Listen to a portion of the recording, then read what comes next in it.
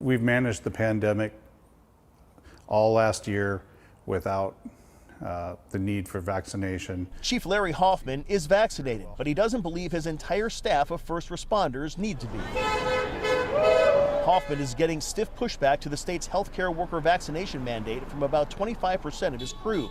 That works out to about 35 people who could soon stop serving this community. The big fire or the heart attack, or it could be a COVID patient. And if I've got 25% of my workforce reduced, it's going to take longer. We could actually be sending people to the unemployment line that we need to help these people. On top of that, Chief Hoffman says Whatcom County Fire District 7 is responding to 25% more calls no longer taken by police because of new reform laws. We're going to be in a lot of trouble if I lose those people over this. Hoffman says he knows of no cases in the county where there was a COVID transmission between a responder and a patient or the other way around because medic crews are fully outfitted with PPE. We listened to the science, used our PPE, and were successful. And the science now appears to back him up.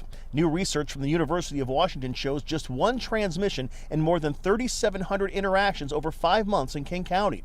The doctor who headed the study saying emergency care in general, and specifically when performing aerosol generating procedures, can be delivered safely to patients as long as personal protective gear is properly deployed.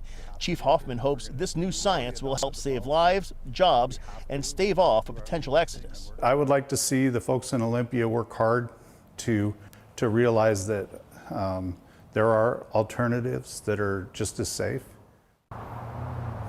It's important to note that UW research was conducted before the more contagious Delta variant hit the U.S. As it stands right now, the deadline for all state healthcare workers to be fully vaccinated is October 18th.